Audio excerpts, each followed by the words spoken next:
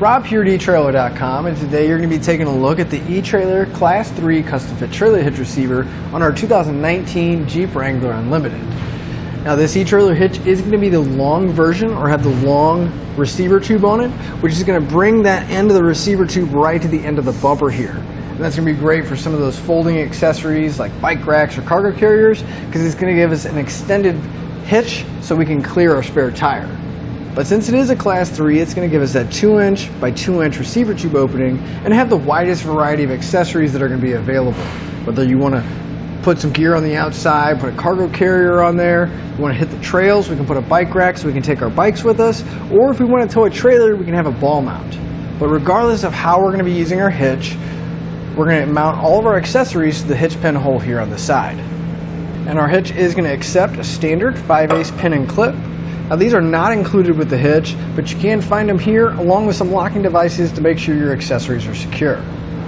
And our safety chain connection points are going to be welded to the bottom of the receiver tube. And you can see we got plenty of room to get most size hooks on or off, but if you do have some really small hooks, you probably want to come from the front because the flange here may interfere with getting them fully engaged. But the nice thing is our hitch pinhole is just slightly forward of the safety chains, so we'll have less of a chance of interference with our pin and clip and the hooks themselves. And regardless of how you're going to be using your hitch, you want to make sure that it's going to be up to the task. So as far as the weight ratings go, our hitch is going to have a 350-pound tongue weight. It's going to be the maximum downward force at the end of the receiver tube. And that's going to be great for some of those larger bike racks or even some of those larger cargo carriers. And it's also going to have a 3,500-pound gross trailer weight rating. That's how much the hitch can pull, but that does include the trailer and everything we have loaded on it. Now it is rated for use with weight distribution systems as well, and that's going to be a separate component that is mounted on your trailer, but that's going to bump the tongue weight up to 400 pounds and the gross trailer weight rating up to 4,000 pounds. But with all those numbers in mind, you do want to check your Jeep's owner's manual because you don't want to exceed the manufacturer's recommended weight. I'd like to give a few measurements, and these are going to help you whenever you're looking for accessories for your new hitch. From the center of the hitch pinhole to the outermost edge of our spare tire is going to be right about 8.5 inches. Now that measurement is going to help you when you're looking at folding accessories to make sure you have enough room and they're not going to make contact with the spare tire when they're put up in the folded, stored position. From the ground to the inside top edge of the receiver tube opening is right about 20 1/4 inches. That measurement is going to help you when you're looking for a ball mount so you can match it up and find the appropriate rise or drop to match your trailer. But now that we've seen what our hitch looks like and gone over some of the features, let's walk through the installation together. To begin our installation, we want to come to the back of our Jeep. Now if we come underneath, at the very center, we're going to find a few bolts that we're going to have to remove.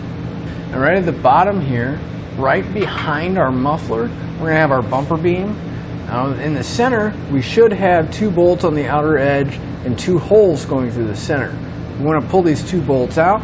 So we can grab an 18mm socket or wrench and we'll pull those out.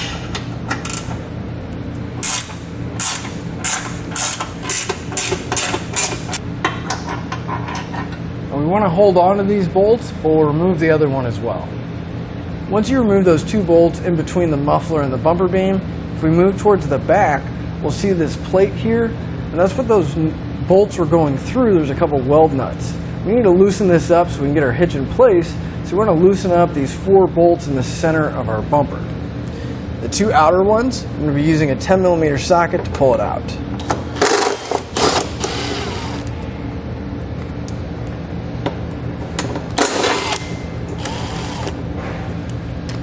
And then for the 2 center bolts, I'm going to be using a 7mm socket to pull those out.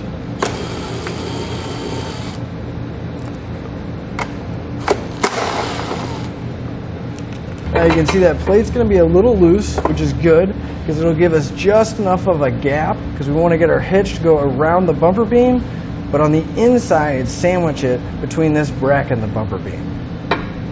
So we're going to grab our hitch and we'll have 4 holes. We want to line those 4 holes up with the ones in the bumper as well as that bracket. So you kind of want to just lift it up, kind of eyeball where the bolts are before you push it up all the way.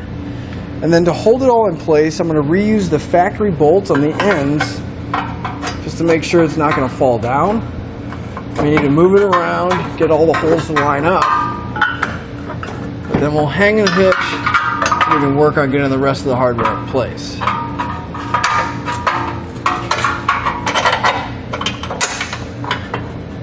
a couple threads on each one of the outer bolts. I don't have to worry about the hitch falling down. I'm going to grab one of the long bolts out of our kit, as well as one of the flat washers. Now if we keep the washer pretty close to the opening of the hole, we should be able to just kind of bend the bolt up to clear the muffler, and we won't have to pull our exhaust down. We'll slide our bolt through like that. We'll do the same thing for the other hole. Now if we come to the other side of our bumper, we'll see the bolts coming through. Now obviously that's a pretty tight spot. You may be able to get your fingers in there to get the bolts started. If you can, that's fine, but what I like to do is I like to take an open-ended wrench, kind of hold the nut, slide it into position, and I'm going to turn the bolt on the other side so I can get it started.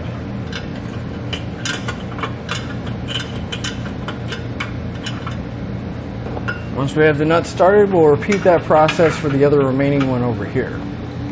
Then I'll use that same 18mm wrench to tighten up the two factory bolts.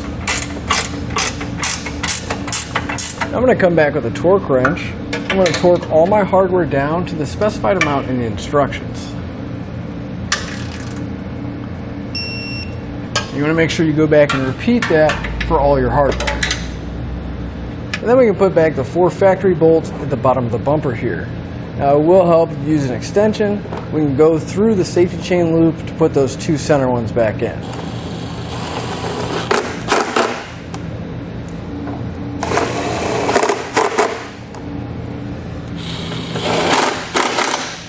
Once you have that last bolt in, that'll finish up your installation and your look at the eTrailer Class 3 custom fit trailer hitch receiver on our 2019 Jeep Wrangler Unlimited.